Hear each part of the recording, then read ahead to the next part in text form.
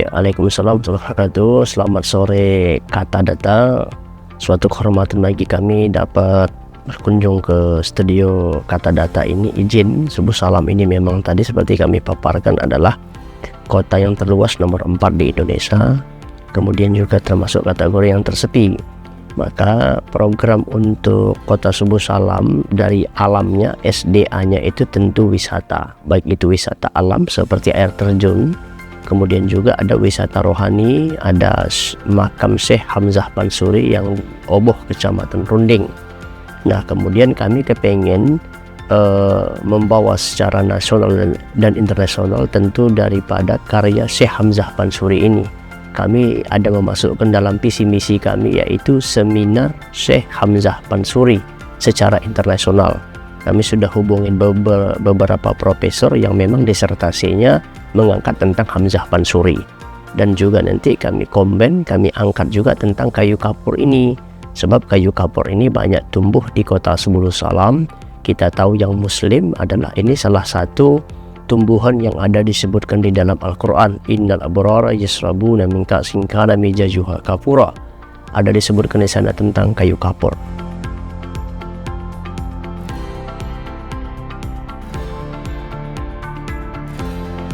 Siap, strateginya sebetulnya Subuh Salam ini adalah kota transit. Kalau orang mungkin langsung mengunjungi Subuh Salam mungkin berat, menghabiskan uang sampai puluhan juta. Seperti contoh kalau berangkat saja dari Medan tentu memakan waktu sudah 6 jam.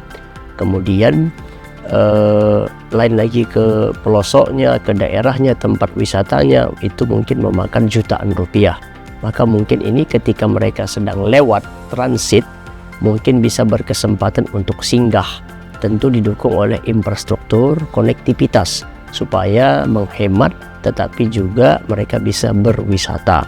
Nah, kami terus melakukan bagaimana pembenahan terhadap tempat-tempat situs sejarah ini agar bisa orang nyaman untuk berwisata ke Syekh Hamzah Pansuri ini.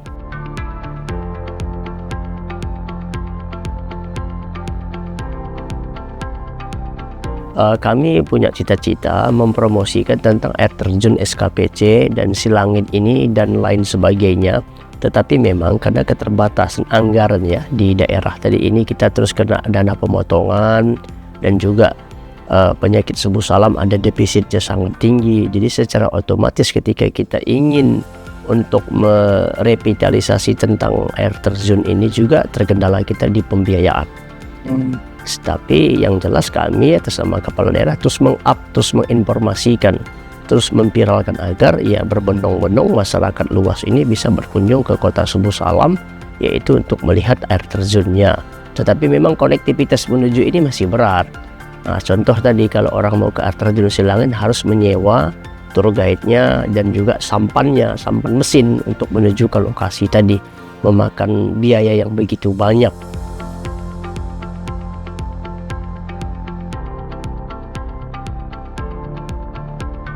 Ya, kami pertama tentu akses jalan dari kecamatan saja menuju ke desa ini juga berlumpur. Kemudian juga jalan di kota kami masih berlobang. Maka pada tahun ini kami ada anggarkan 3,8 miliar ini perbaikan jalan dari kota menuju ke kecamatan supaya memakan waktu begitu singkat dan mulus. Kemudian juga yang paling penting ini konektivitasnya untuk menuju tempat ini. Ini yang berat karena Subuh Salam ini begitu luas kan, orang datang ke sana nggak mungkin mengeluarkan uang sampai belasan juta hanya melihat satu tempat. Nah, penginapannya mungkin murah 300.000, 200.000, tetapi untuk menuju Subuh Salam ini kan begitu jauh. Nah, apalagi dari kota Medan itu harus memakan waktu sekitar 6 jam, apalagi dari Banda Aceh. Maka tadi kami katakan hanya untuk transit orang di Subuh Salam, mungkin ada tujuannya ke kota lain, akan tetapi singgah di Subuh Salam kita harapkan mereka bisa berwisata.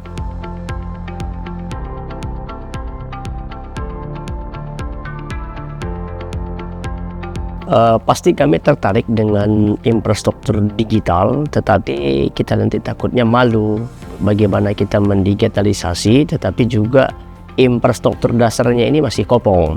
Maka tentu kami kepengen ya tentu item yang paling mendasar dulu yang harus kami perbaiki. Sampai saat ini saja belum ada Riparda, rancangan peraturan daerah tentang pariwisata saja belum ada. Sedangkan ini masih bergelut di DPR. Sudah kita serahkan rancangannya dari Dinas Pariwisata kita untuk diterbitkan, diberikan legislasi oleh dari kawan-kawan DPR. Begitu Mas.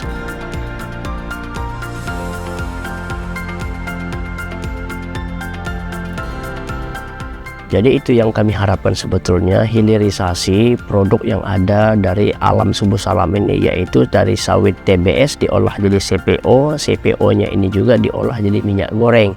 Dan ini sudah kami paparkan di Kementerian Industri, di UMKM.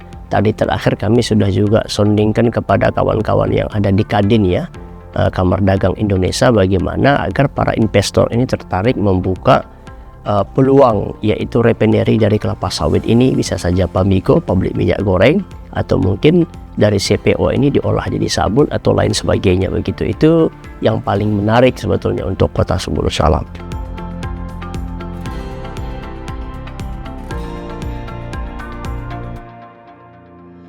Respon mereka kami lihat positif, mereka akan kaji itu, dan terus kami juga follow up nanti bagaimana tindak lanjut daripada pertemuan pada tanggal 13 Agustus 2026 ini.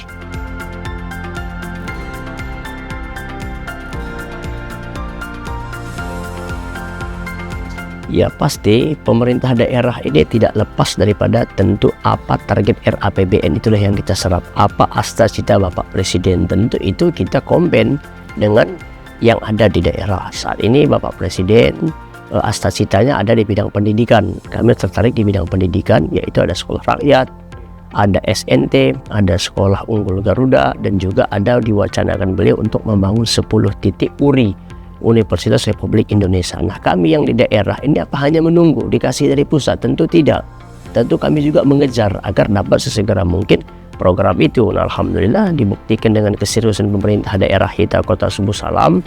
SR sudah dapat, baik rintisan maupun permanen, dan juga SNT sudah launching kemarin pada tanggal 10 Agustus. Saat ini berproses, kami insya Allah besok akan menghadap kepada Pak Jenderal Dudung Purnawirawan, yaitu selaku Kepala KSP, Kepala Staf Presiden. Tentu kami minta rekomendasi beliau agar ada dibangunkan sekolah Garuda di Kota Subuh Salam. Bahkan lebih dari itu, kami kepengen ada kampus URI. Bila daerah lain menolak ini URI, kami sangat berharap URI ada di Kota Subuh Salam. Seperti itu terkait tentang harus connect ya antara pemerintah daerah dan pusat tadi. Begitu juga yang lain sebagainya, ada MBG. Saya secara pribadi mendukung kegiatan MBG ini, sebab uang bisa berputar di daerah. Tergantung APBD kita, serapannya bisa nggak mendobrak mendukung untuk kegiatan MBG ini, makan gizi gratis. Nah, karena di sana juga dibutuhkan tentu ada telur. Seharusnya masyarakat kita kasih dana untuk buat kelompok peternak, untuk misalnya ayam petelur. Tetapi karena kemampuan keuangan daerah tadi terbatas, maka itu juga belum tersentuh. Kemudian juga di sana kan harus ada ikan. Untuk menu mereka, kenapa tidak kita wacanakan itu juga ada membantu masyarakat kita pekolam ikan. Mungkin ada lele sangkuriangnya atau ikan emas yang lainnya. Seperti itu Mas. Yang jelas pemerintah daerah dengan pusat itu harus sinergi dan sejalan, supaya program pusat juga bisa segera terrealisasi, daerah juga terbantu.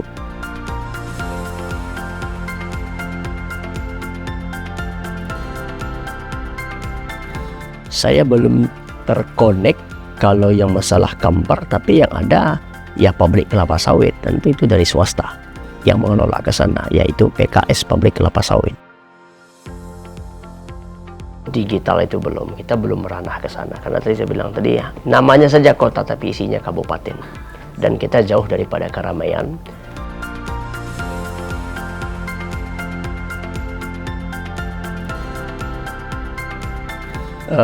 Tentu harus kita tingkatkan kreativitas daripada anak-anak muda ini, apalagi di saat ini disebut namanya generasi Gen Z ya. Ya artinya karena keterbatasan daerah kami tadi ini sangat betul-betul, kata orang Medan ini, termehek-mehek untuk membantu anak-anak muda ini. Tapi yang jelas dengan adanya sekolah rakyat ini nanti, adanya SNT ini, tentu di sana sarana untuk skill ini tentu ada disiapkan oleh negara. Nanti ini bisa kita pakai, kita minta izin agar anak-anak kami ini dibekali dengan lab skill yang sesuai dibutuhkan oleh dunia saat ini kan. Contoh mungkin saat ini ada IT, informasi dan teknologi, lalu juga ada saat ini seni untuk tarik suara. Sementara untuk itu di Kota Subuh Salam juga terbatas, tidak ada. Tentu hanya segelintir orang yang punya. Padahal untuk vokal song anak-anak kita tentu bisa banyak, tetapi bakatnya belum tersalurkan. Kenapa tidak lagu-lagu daerah ini kita kumpulkan mereka, kita fasilitasin, suruh dia berkarya, ciptakan, kan bisa terjual ini ya di industri musik, baik itu dari musik daerah atau juga nasional. Maka ini tentu ya PR kepala daerah agar anak-anak ini tidak ada menganggur, harus meningkatkan kreativitasnya, tentu mensupport kegiatan untuk lab skill anak-anak tadi. Sekolah-sekolah di SMK-nya juga, SMA-nya juga harus kita dukung. Kemudian juga tentu harus kita bekali mereka dengan bahasa kan. Bahasa ya PBB lah saat ini, Inggris, Arab, Mandarin. Kita tahu saat ini bahasa Mandarin adalah bahasa ekonomi, bahasa teknologi tentu Jepang dan Korea, bahasa ya bisnis tentu adalah Inggris dan Arab. Inilah kewajiban kepala daerah pada dasarnya, memberikan peluang kepada anak-anak muda untuk bisa mendapatkan pendidikan itu. Tapi kembali kami sudah berusaha juga ya agar menghadirkan itu di Kota Subuh Salam, tapi karena keterbatasan kemampuan daerah maka nampak kesannya lambat dan stagnan. Maka kami berharap nanti dari PSN sekolah inilah bisa menghandle itu. Dari SNT ini tentu mereka punya lab bahasa dan lab lainnya, begitu Mas.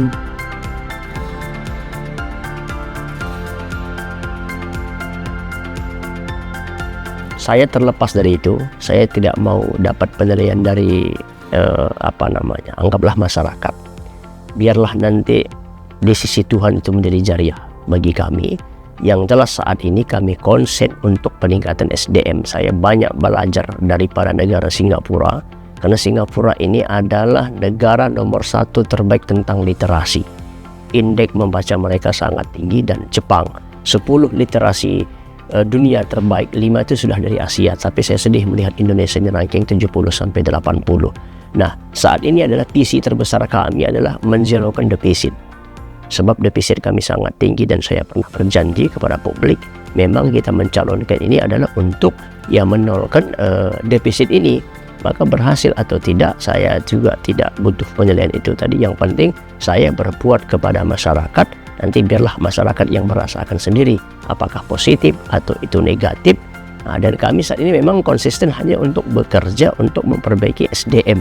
Itu yang paling utama, karena dari 23 kabupaten kota di Aceh, Subuh Salam adalah SDM yang terendah.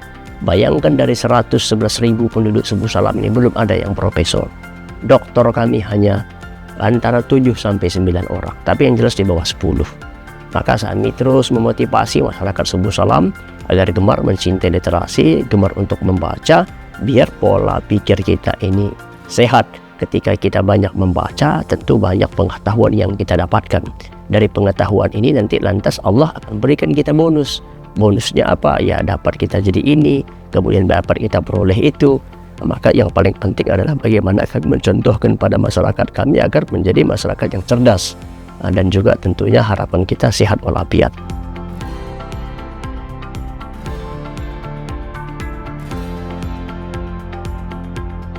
Pesan kami pertama, tetap berbaik sangka kepada siapapun, hindari bersuudzon, kita butuh tabayun.